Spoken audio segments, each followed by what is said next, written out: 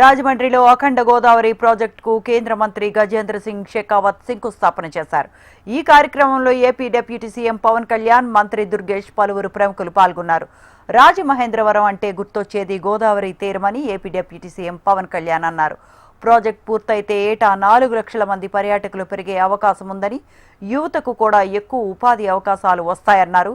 Visakha steel plant ప్రైవేటీకరణ కాకుండా ఆపగలిగామంటే దానికి కేంద్ర మంత్రి గజేంద్ర సింగ్ షెకావత్ కారణమన్నారు.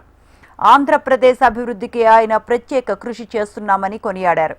94.44 కోట్లతో గోదావరి అభివృద్ధి పనులకు శంకుస్థాపన చేశామన్నారు కేంద్ర మంత్రి గజేంద్ర సింగ్ షెకావత్. పుష్కరాల నాటికి అఖండ గోదావరి ప్రాజెక్టు పూర్తి చేసే దిశగా అడుగులు వేస్తున్నామన్నారు. ప్రధాని మోదీ నాయకత్వంలో దేశంలో పర్యాటక రంగం అభివృద్ధి వేగవంతమైందన్నారు. రాష్ట్రంలో ప్రాజెక్టుల రూపకల్పనకు చంద్రబాబు, పవన్ కృషి చేస్తున్నారని షెకావత్ కొనియాడారు. ఈ నేల ఎలాంటిదంటే మనకి ఆంధ్రుల అన్నపూర్ణగా పేరుగాంచిన డొక్కా సీతమ్మ గారికి జన్మనిచ్చిన నేల ఇది. కవి మహాభారతాన్ని మనకి తెలుగులో అందించిన మన ఆదికవి నన్నయ్య గారికి జన్మనిచ్చిన నేల. అలాగే ఎంతో మంది కళాకారులకి, సామాజికవేత్తలకి జన్మనిచ్చింది. మనకిష్టమైన బాపు రమణంలో ఒకరైన ముళ్లపూడి వెంకటరమణ గారికి అందించిన ఈ గోదావరి నేల.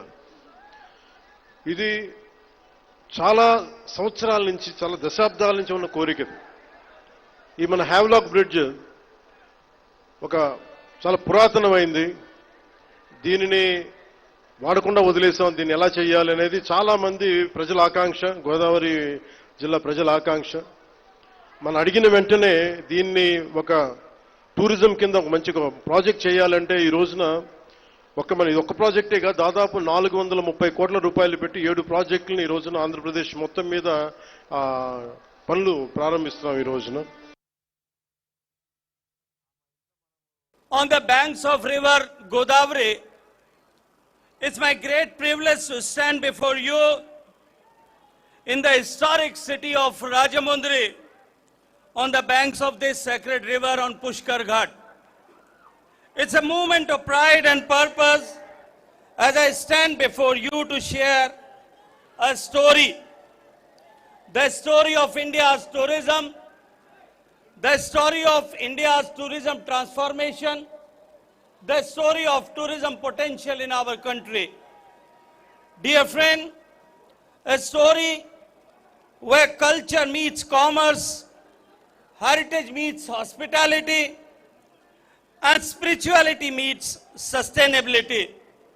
Under the bold and transformative leadership of Honorable Prime Minister Narendra Modi Garu, and under the regime of this double-engine government in state of Andhra Pradesh, tourism in India has moved from being a sector of potential to a pillar of progress.